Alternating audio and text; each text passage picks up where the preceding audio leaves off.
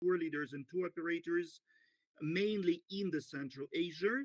And if you want to follow me or know more about me, for the Russian speaking audience, you can follow me on Telegram, which is the channel called Tourism Cases.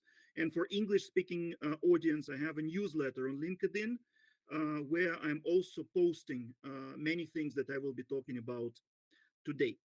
And the picture to the right, presenting me with my daughter, is not accidental here. Very often, when I train local guides, I explain to them this very situation. In the very beginning of the tour, you tell your travelers, if something goes wrong on a tour with you, please come and tell me. I'm here to help you. This is a very basic expression that pretty much every guide or tour leader uses. If something happens, let me know and then I can help you. But the reality is very different. When something happens on the tour with the traveler, for example, he doesn't sleep well, very often it works the way that at the end of the tour, this person comes to you and says, 7 days ago, I couldn't sleep well and it ruined my trip. And when you ask this person, why didn't you tell me about that 7 days ago when I could do something? Normally the replies are, we didn't want to bother you, or what could you do about that? And I always tell the guides and the tour leaders it's very important to break the ice with the travelers and to appear not as a person with 5 higher educations, but as a person who is a human being, who is exactly like them, just sharing their country with them. I am here, ladies and gentlemen, to help you fall in love with my country, with my region. And this is when personal stories work very well. To break the ice, the best strategy is always about sharing the personal story. And this is why I chose this picture to tell you that I'm not a business trainer. I'm a regular person. I am Evgenii Zalberg, who is a father of a beautiful daughter who is 9 years old. And this is what matters to me a lot. Let's discuss what will happen today and what will not happen today, right? We are going to talk about expectations management. So basically, Ati is right. We're going to discuss today dealing with the difficult traveler concept, but the best difficult traveler is the one who never became difficult. So we will look at this from two perspectives. How to prevent a difficult traveler from becoming difficult, and what to do if you actually faced a difficult traveler. Expectations management is one of the keys in preventing the difficult traveler from appearing in your group. We will talk specifically about dealing with the difficult traveler, concept of personalizing. I am a strong believer of the concept that every group is different and you cannot do the same thing with different groups. And I will share my mindset with you today. And also, we will discuss traveler mindset. What happens in the brain of the traveler and why traveler actually complains. We will discuss the real cases. We will review some real feedback from the travelers. We will discuss why the travelers need to feel that they have done the right thing. And of course, there will be time for the questions. The last thing is very important. I don't know how many of you are local guides here or tour leaders, but if you are, when you present the day, one of the most important things is to go detailed and to explain to the travelers what they will experience during the day. Because let's imagine the situation that some of you came to this webinar with some specific questions you want to ask, and I tell you nothing about the questions part. And then pretty much all the webinar, you're not listening to me. You are thinking about your question and if there will be the opportunity at the end to ask it. This is why it is so important actually to tell the travelers the outline of the day as detailed as it could be. And it may sound funny, but there is no point in talking about the history of the Central Asia or the Silk Road countries if you haven't explained when is the toilet break. I know it may sound funny, but this is how it works with the human body, right? What will not happen today? And it's also an important part to explain to the travelers what will happen and what will not happen. What will not happen today is magic. What I mean by this is that some people think that when they come to the webinar about dealing with the difficult traveler, in 1 hour they will learn everything and none of the difficult travelers will be problematic again.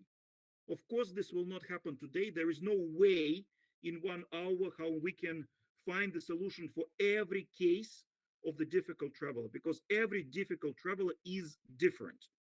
And every behavior of a difficult traveler is driven by different reasons. But today I will give you the outline of the conversations with the difficult traveler and will explain to you what strategy can apply. But yet there will be no magic pill that will help you with everything. I will not be talking about marketing today, and there will be no 100% agreement with me from your side. I listened to one of the webinars recently, and the speaker there told the audience that if you listen to the webinar and you agree 100% with the speaker, it's a very wrong webinar. So some of the things I will be talking about today most probably will not be to your liking, which is perfectly fine, right? I'm just sharing with you my experience, the experience of working for one of the leading US based travel tour operators whose concept has always been to care about the travelers and to make them happy. Looking at this slide, basically what I have just done, I managed your expectations. And look at the way how I did that. In the To the left, we see many things that will happen today, and to the right, a few that will not happen. And basically, when you are presenting something to the travelers, for example, you are presenting the hotel with no elevator.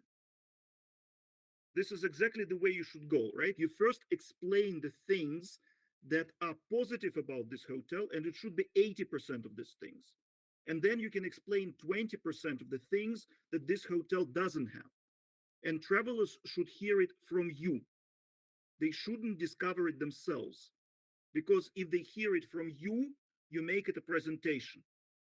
If they hear it if they discover it themselves, they make it a complaint. And this is one of the key thoughts that I would like to explain to you today a little later. So let's move on. And I divided my presentation into chapters, and chapter one will be dedicated to the mindset of the traveler, how he thinks. I would like to give you a sum to solve. I worked on the river cruises and on the ocean liners. I worked on the ocean liner from Stockholm to Copenhagen.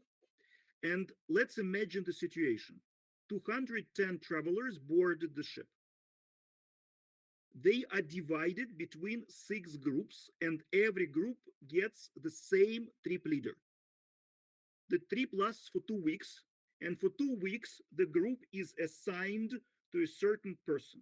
When they disembark the ship, this person takes them on tours, this person solves their problems, but on the ship, the groups are mixed up together. I think with this example, it's obvious that everyone gets the same service, right?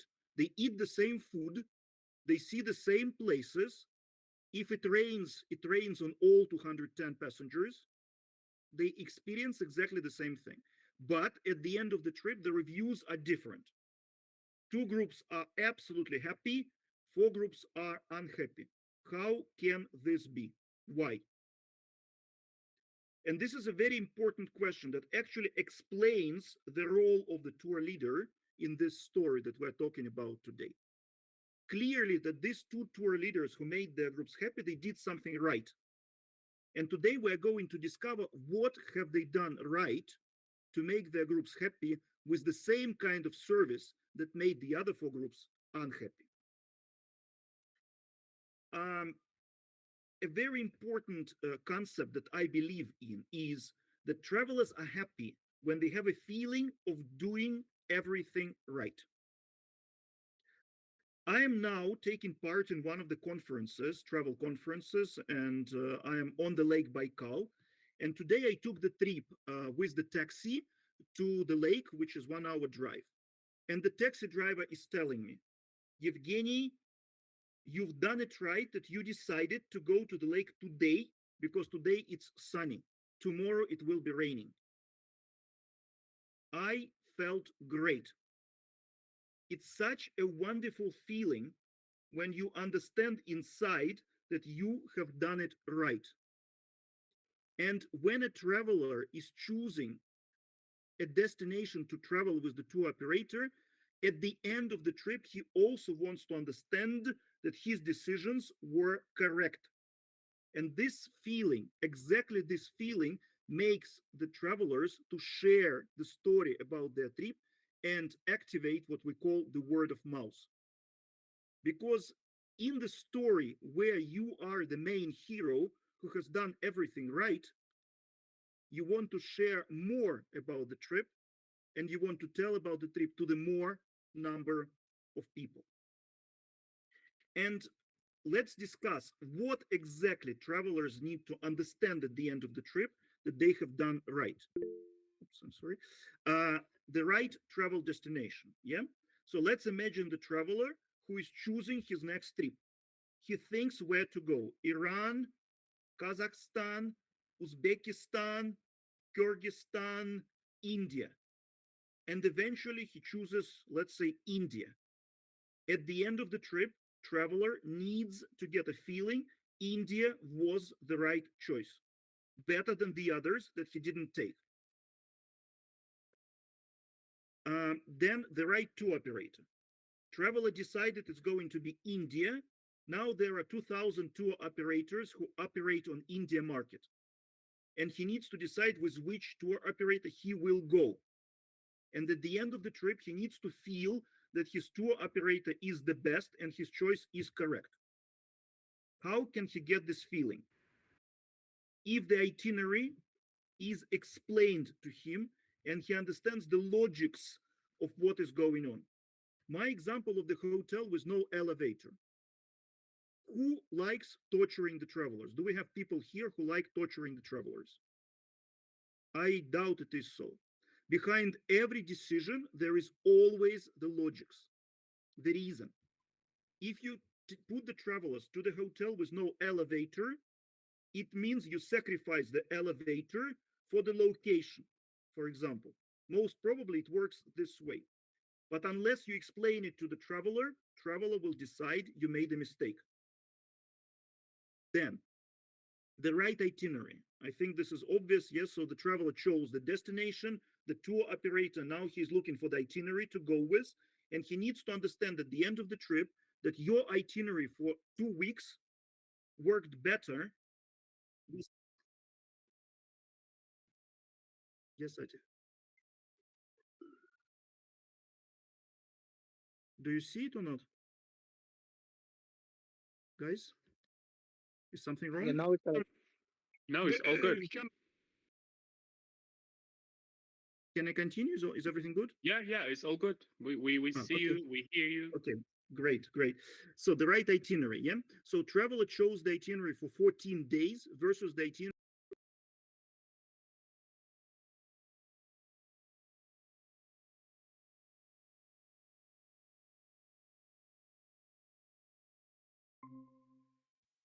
The right value for the price, yeah.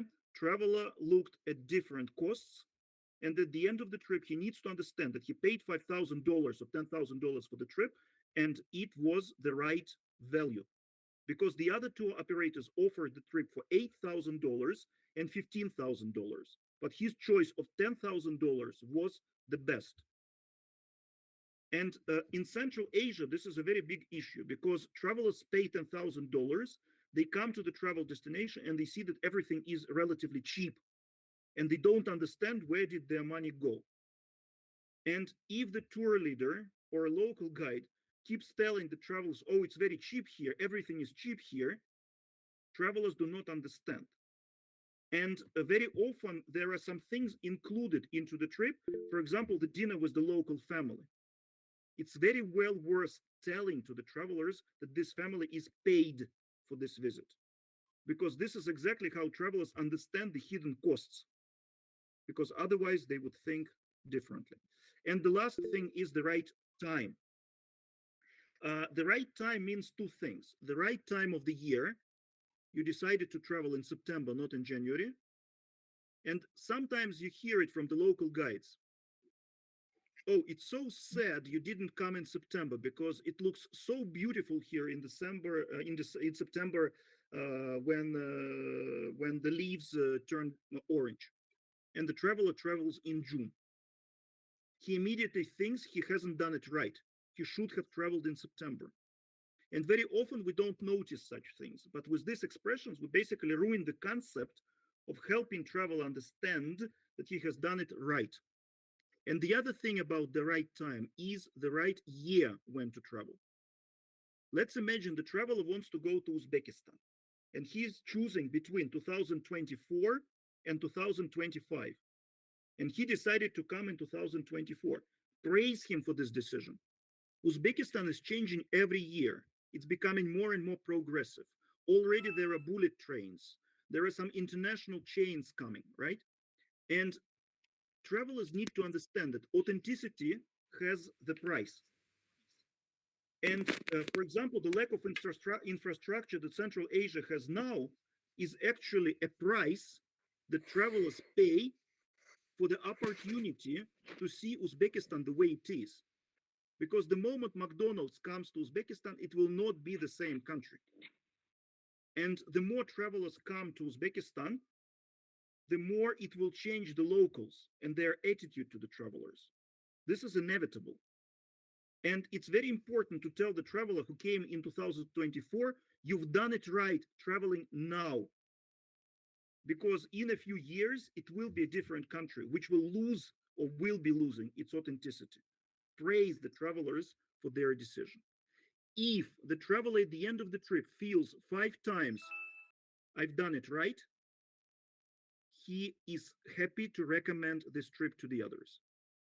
And answering to the question, what have these two tour leaders done to make travelers happy out of 6 groups? They made travelers feel this way during the tour. Let's discuss how. One more thing about the mindset of the traveler. Probably all of you have seen football games at least once. And you know the football fans, right? Football fans believe they can always make a better decision than the manager of the team. They come to the stadium and the squad is announced and they start talking to each other. Why did the manager put this player? It's a wrong decision. He should have done it differently. Then the time for the substitutions come, and again the fans believe they would have done a better substitution. Then a manager comes to the press conference and he explains his decisions and he says, I had to make the substitution because this particular player was feeling unwell. But the fans have no idea. They live in their own world, right? Travelers' mindset is exactly the same. They think they can make a better decision than the manager once they face any issue. They face the bumpy roads, there must be a better way. They face a bad weather, we were brought here in the wrong season. They see the hotel with no elevator, there must be better hotels in the area. Long bus rides, there must be an alternative way of getting to the place. And repetitive food, which is again the issue for Central Asia, we should have been going to fish restaurants more. Why don't tour operators in Uzbekistan take travelers to the fish restaurants more? Because Uzbekistan is one of the 2 countries on planet Earth that is double locked, meaning that they don't have the sea and their neighbors don't have the sea. It's Uzbekistan and Liechtenstein, 2 countries in the world. But do the travelers know this? Most probably not, right? Their line of thinking is very simple. We eat repetitive food, they should have added more fish. However, this is not possible. Unless you tell it to the travelers, this will be taken as your mistake, right? If my tour operator has done a mistake, it means I haven't done it right choosing this tour operator.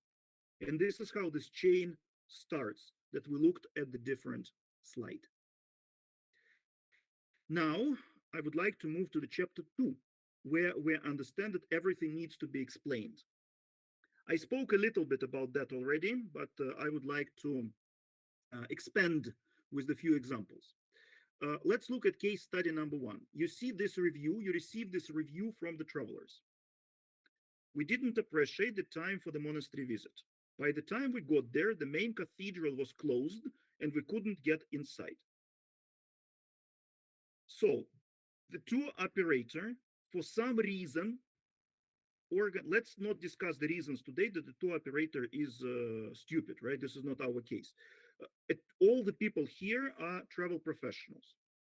And the tour operator who decided not to visit the main cathedral of the monastery had reasons, right? However, traveler complains about it. Why? Because the reasons were not explained to him. Let's look at the world through the eyes of a tour operator. I will plan the monastery visit to avoid the crowds, right? We're now trying to decide what could be these reasons. Reason number one could be the crowds. He decided to avoid visiting the main cathedral because there is a long line there and he wanted travelers to appreciate the grounds of the monastery in a solitude more. I will bring my travelers to the monastery when it's not too hot. Also could be the reason, right? The main cathedral works till 5 p.m. The tour operator decided to bring the travelers at 6 p.m. because it's not too hot at this time of the day. Or the tour operator decided that more time is needed for the grounds of the monastery since travelers have already seen quite a few cathedrals. And this is a very good reason because we show travelers the best from each place. If the tour is for 2 weeks and they have already seen 10 cathedrals, what is the point of taking travelers to 11th cathedral, but they haven't seen a monastery yet? So you dedicate more time to the grounds of the monastery and you sacrifice a cathedral visit, which they have already done in the other places. This is the mindset of the tour operator, very logical. What is the world of the traveler? The tour is not well planned. I didn't get what I paid. I'm sorry, there's a mistake here. I'm sorry. Four, there are a few mistakes in the itinerary. Other companies do a better job because he has seen people entering the cathedral. It means that the other companies do it, but his tour operator decided not to do it. Why? Unless you explain the left column to the travelers, you will be getting this kind of complaints. The formula is act ahead if you know there is something travelers may think you are doing wrong. When you tell before the travelers face the issue, you make it presentation. When you tell the travelers after they face the issue, you make it a complaint.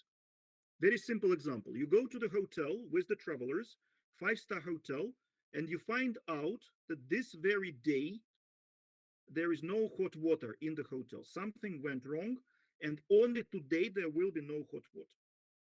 If you tell the travelers on the bus, ladies and gentlemen, we are coming to a beautiful hotel, but unfortunately today they face the issue. We will not be able to take the hot shower today. Tomorrow the issue will be fixed. Travelers are still unhappy, but they understand that things can go wrong. You didn't hide anything from them, and you will not get complaints. When the travelers face the issue themselves, you tell them nothing. They go to the rooms, there is no hot water. They go downstairs and they yell at the reception. And then you come up to them and tell exactly the same thing. Ladies and gentlemen, this is a 5-star hotel. It's a wonderful hotel. However, only today there has been an issue with the running water. They don't believe you anymore because you are justifying yourself. You're not presenting, you are justifying. And travelers think that constantly mistakes happen here because if they didn't happen, you would have told them.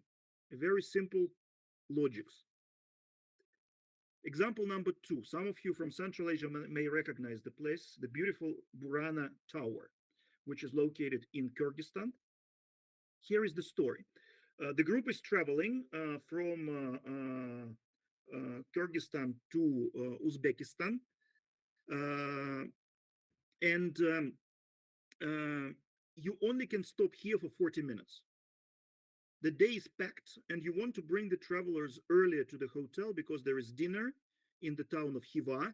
And the next day you go to Karakalpakstan, which is 4 hours drive. You don't want to bring travelers too late to the hotel.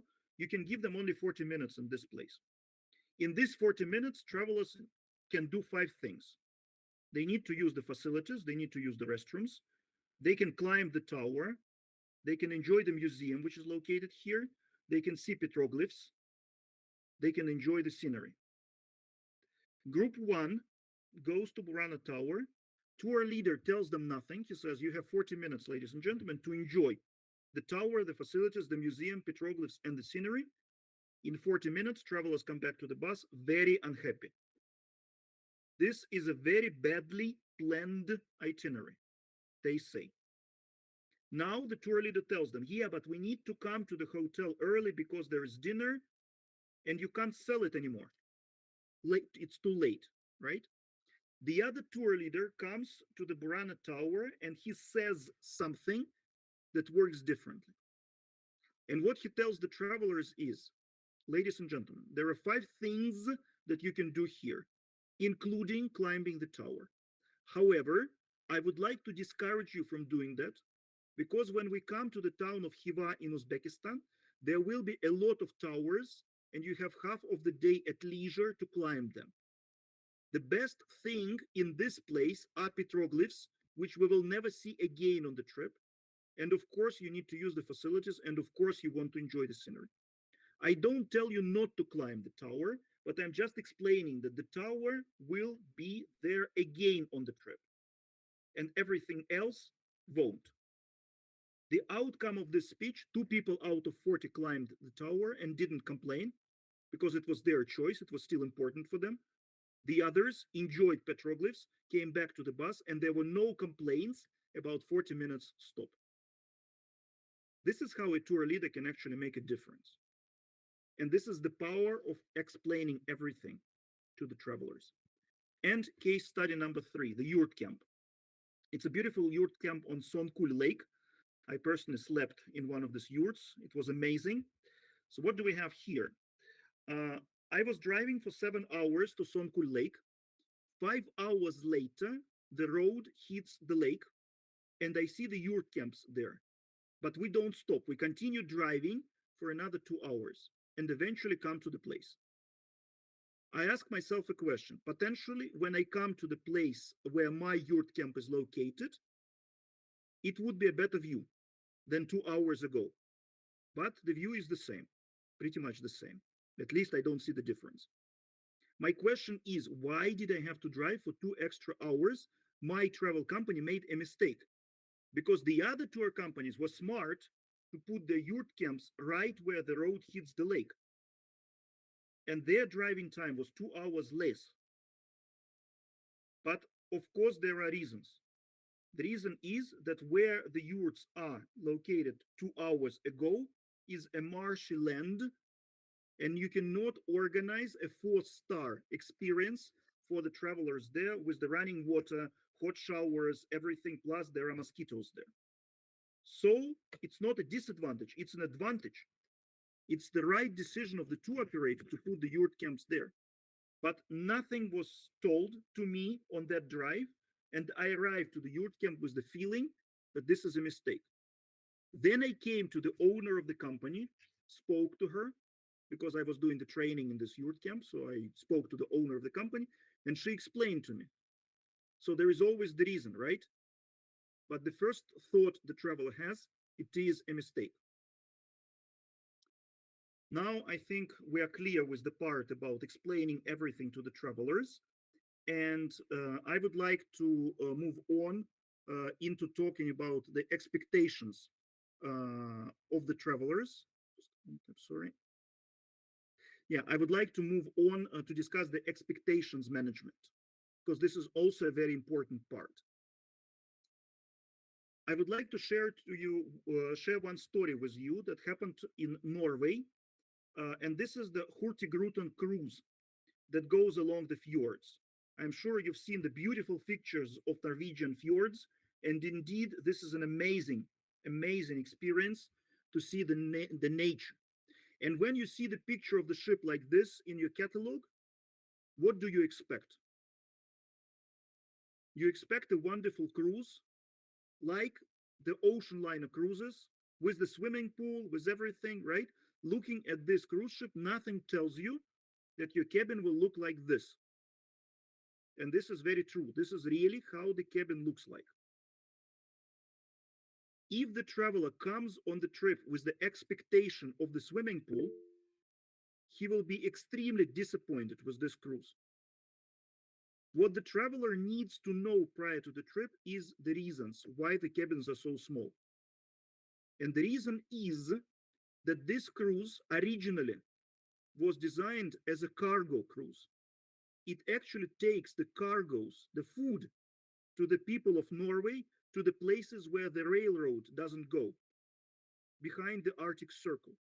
And only then they decided, why don't we also show these areas to the travelers? But still, the main reason why this cruise operates is not about the travelers, but about bringing cargo. And what you need to tell to the travelers here is, ladies and gentlemen, yes, we will see the beautiful nature, but the only way to see this nature is to sacrifice some comfort, because the government of Norway doesn't allow any other cruise liners to operate among the fjords. If we want to see this, this is our only opportunity. And none of the other two operators do a better job. This is the one and the only opportunity. And yes, our cabins will look like that, but in return, we will see the northern lights, we will see the fjords, and blah, blah, blah.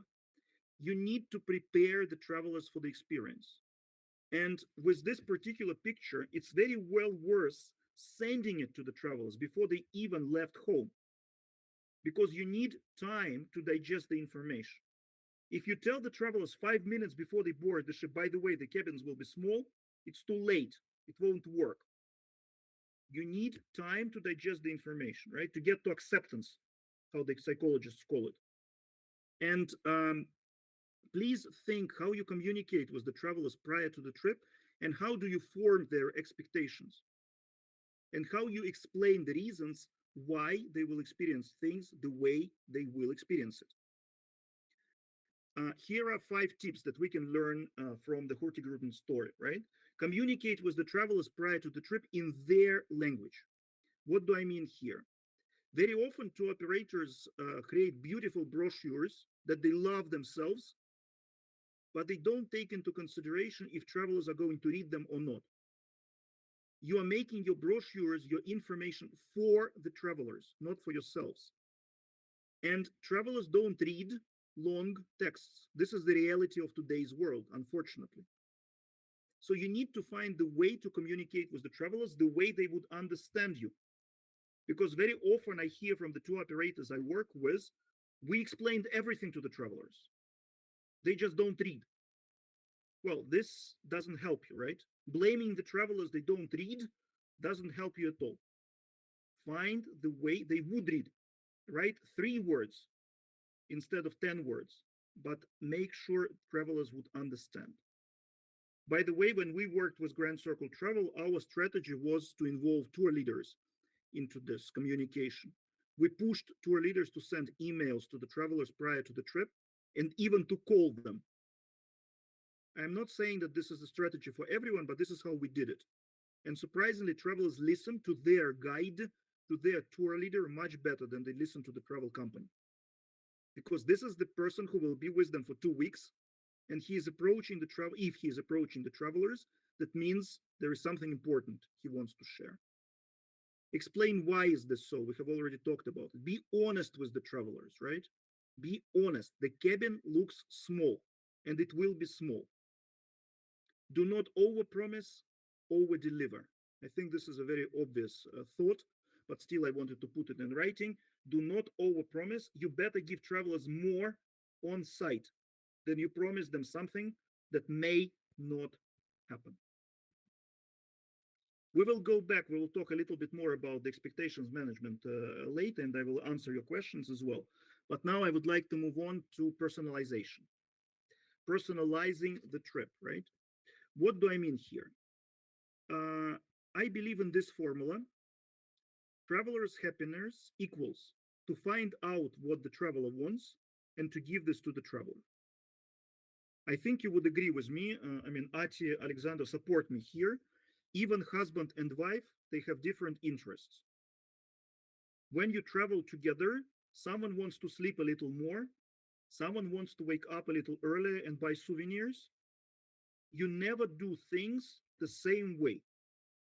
Now, when you have 40 people in the group, each and everyone has different things they want to get out of this trip.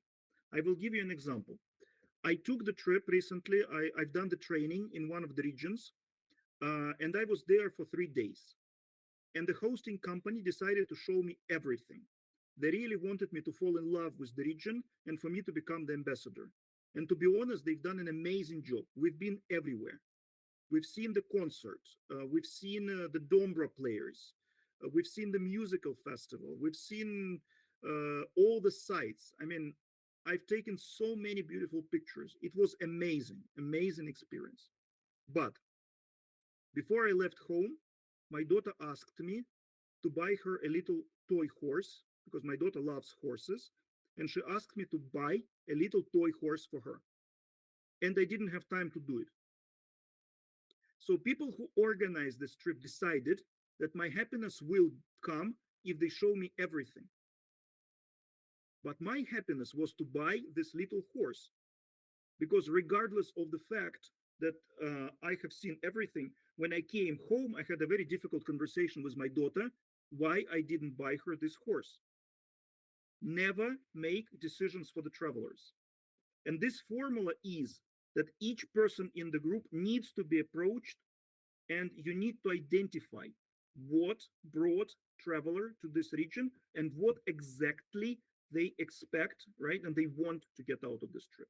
And you find the way to provide the traveler, not the group, the traveler, each personal traveler with what they actually want.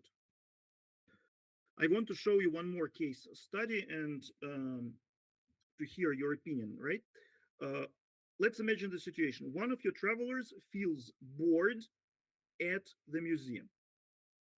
For example, it's museum number 3 on the tour, and you've seen that in 2 other museums, he comes out of the museum 15 minutes after he enters and he starts playing with his phone. At the same time, you talk to the traveler and you know that he likes being active. Tomorrow is another museum visit. At the same time, there is a hiking trail nearby. Will you offer to this traveler to skip the museum that he paid for? Right? So, museum is an included feature. Would you come up to the traveler and say, Jim, I've noticed something that I want to share with you. Every time we come to museums, it doesn't seem to be very interesting for you, which is fine.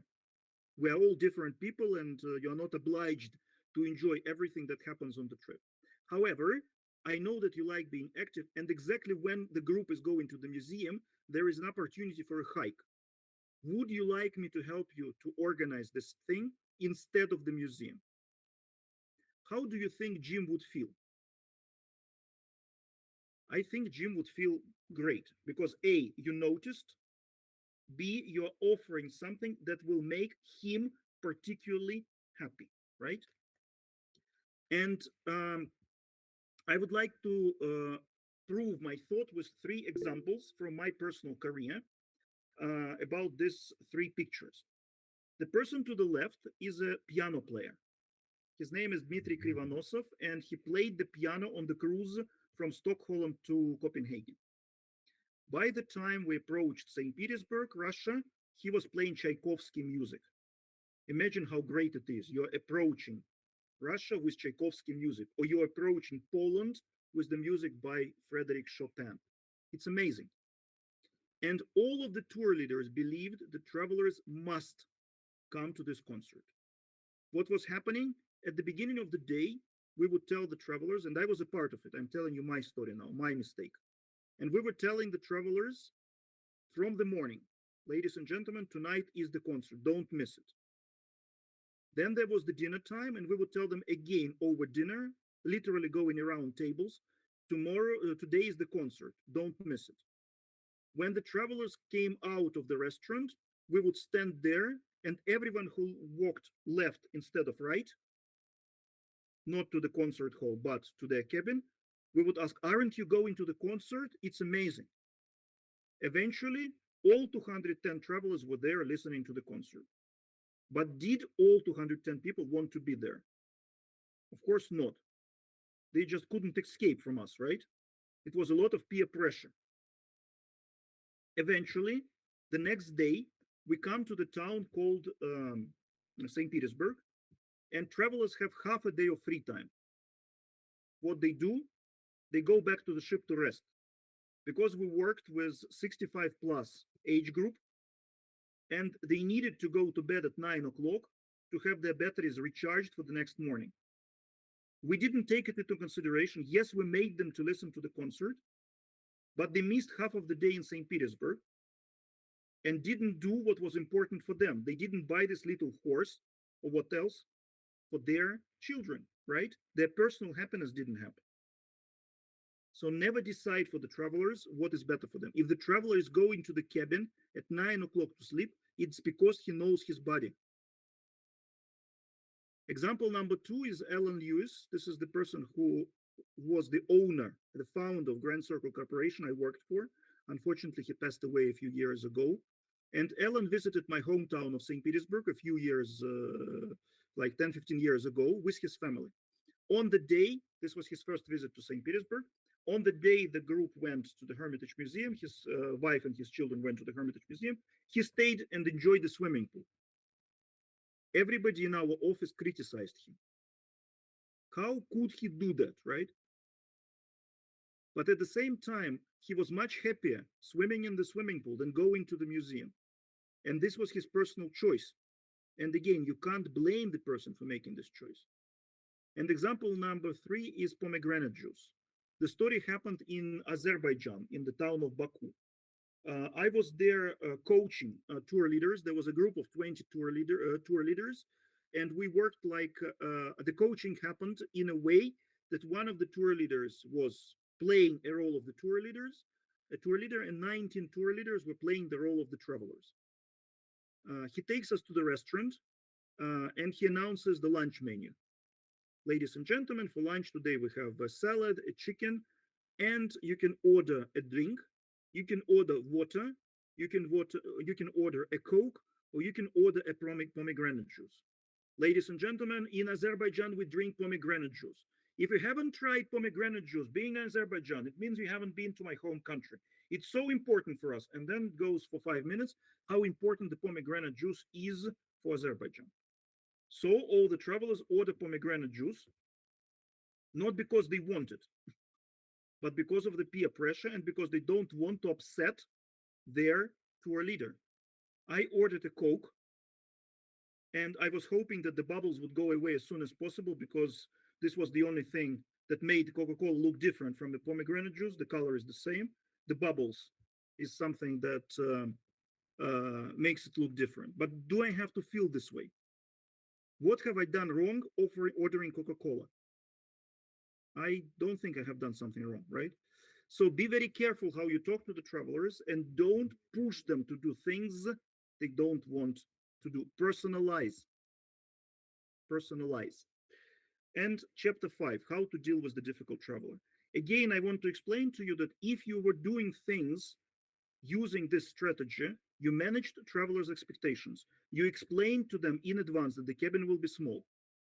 You personalized the experience. You noticed that he doesn't like museums. You talked to him and you offered him something alternative. If you care about what travelers really want, not what you think they want, if you don't do things the same way with every group, but you adapt to what your travelers want, in most cases, difficult traveler would not appear in your group. However, if it does, let's try to answer to this question. Traveler is yelling at you. Why? This is a very interesting story. When I do my trainings for tour leaders, live trainings, I ask this question, I take the flip chart and I ask, why travel is yelling at you? And everybody is saying travel is unhappy with life, which means travel is a bad person. And ask them, what else? Silence. Pretty much nobody thinks that there could be different reasons why travel is yelling at you. Not only because he's a bad person. There could be something else. I remember the story how the most difficult traveler in my group, the couple, on the last day of the tour told me that 1 week prior to the trip, their son died in a motorcycle accident. If this happened to you, how, I mean, God, I wish this never happens to anyone, right? But if this happens to this couple, of course, it's very hard to be a nice person on the tour. Something happened at home is a big reason. Something happened prior to the trip. He doesn't feel well. Traveler doesn't get enough sleep. How would he be not a difficult traveler? His expectations are ruined. The tour company sent him a nice booklet with the Hurtigruten cruise and didn't explain the size of the cabin. How would he be a nice person? He is not used to traveling in the group. Can it be the reason? Yes, he always traveled alone. Now he is in the group and he feels miserable. Would you be a nice person? No. He doesn't know he misbehaves. A traveler comes every morning to the bus, takes the front seat, and doesn't allow other travelers to take this front seat. The group gets annoyed. The tour leader gets annoyed. Can it be that this person doesn't know it's wrong to take the front seat every day if the principle of the seat rotation was not explained to the group? He may not even know he misbehaves, right? So there are way more reasons than a bad person. And before you diagnose a traveler with the label bad person, you should check the other options. You should understand what is the driver for the certain behavior. How to understand? Yeah, we'll go back for a second. How to understand? Of course, you talk, right? The solution always is the conversation with the traveler. One-on-one conversation in the time when the traveler is not disturbed, meaning that if you want to run this conversation in the middle of the excursion, this will not work. You should run this conversation in the time when traveler is relaxed and he is not missing out anything on the trip. You talk to the person and you try to identify the reason why this person behaves like this. And then what can happen here is the traveler tells you that he doesn't feel well. And when the traveler tells you about his complaints, normally it sounds like snowball. And you know, and this hotel is horrible. And that flight was awful. Everything is bad on this trip. Is bad on this. You know, it started with the flight where it was wrong food and the hotel. I can't sleep in this hotel. It's horrible in this hotel. And by the way, the yesterday very bad, very uncomfortable. And the guy was talking too fast. Everything, right? It's like a snowball. But you need to identify what is number one reason. Jim, did I hear you well? That the main thing that bothers you on this trip is lack of sleep. Did I hear you well? Jim, yes, actually, sleeping is the biggest issue. And then you come up with the solution. Okay, Jim, let's think together what we can do here. Why don't you sleep well? Tell me. Is it the mattress that is hard? Is it the pillow that is too soft? Is it because of your neighbor who snores? What is the reason? He says the mattress is hard. You go to the hotel and you try to provide him with the other mattress if possible, right? The pillow is soft. You find a hard pillow for him. You take him to the shop and you buy the pillow for him that he carries with him throughout the whole trip. The neighbor snores. What can we do about it? Do you want to go to the pharmacy and buy the earbuds? What can we do here, right? Of course, again, I want to go back to the beginning of my speech. There will be no magic here. We will need at least 3 days or maybe a week to discuss all the situations and all the scenarios. Because then you can tell me, Evgeny, and what to do in the situation if his neighbor snores and there are no other rooms available at the hotel. How would you go about this then? Of course, you can puzzle me with your questions, and I don't have the answer for every question, but I'm giving you the strategy. The strategy is to identify number one reason that makes the traveler feel bad and to work with this reason. Something happened at home. How can I help you? Do you want to make phone calls? Do you struggle making phone calls home? Can I help you making phone calls? Do you want me to tell you exactly when we will have time on the tour for you to do a video call? What can I do here to help you, right? Then I want to show you this. What happens with the angry traveler? This is the Sarah theory that personally helped me very much when I was a tour leader myself. When something happens on the tour, for example, you are somewhere in Italy, for some reason, Italy is the first country that comes to my mind here, and your wallet is stolen with the passport. The passport and the wallet are stolen. The first thing you have is shock, right? Shock. The second feeling you have is anger. Why did I take the passport with me? You are angry. First, you are angry at yourself, but you can't be angry at yourself for a long time. Then you start getting and being angry at the tour operator. They should have warned me not to take the passport with me, and then you come to resistance. If it's a mistake of a tour operator, I'm not going to do anything about it. It's their problem. They should fix it. And when the traveler is on this stage, we very often face the situations when the traveler would tell us at the airport with the lost luggage, Alan Lewis, the owner of Grand Circle Travel, should call the president of Lufthansa and they should find my luggage together. I mean, in a normal condition, you would understand that the president of Lufthansa is not going to talk to any tour operator and, of course, is not going to look personally for the luggage. But when you are at the stage of resistance, this sounds like a reasonable proposal. And if your tour leader starts fighting back at the stages of shock, anger, and resistance, it never works. You can only work with complaints at the stage of acceptance. And what is important is to bring traveler from shock to acceptance as soon as possible. How can the tour leader influence that? Be honest. If we take the situation with the lost luggage, don't give traveler extra hopes, right? Don't give traveler the hope the luggage will arrive in 2 hours. Yes, you will fix the issue. The traveler is yelling at you. You say, oh, in 2 hours, it should probably come. The traveler stops yelling, but in 2 hours, you face a bigger problem, right? Jim, here is the situation. From my experience, after Jim goes through shock, anger, and resistance, when he yells, you listen, right? You don't interrupt, you listen. If the traveler yells at you for a long time, you call him by name. The way to catch the attention of the person is Jim, Jim, Jim. From the third time, Jim would take a break. And then you take the initiative and you say, Jim, this is the situation. First of all, I'm sorry it happened to you, right? You should show empathy, but without saying, I understand.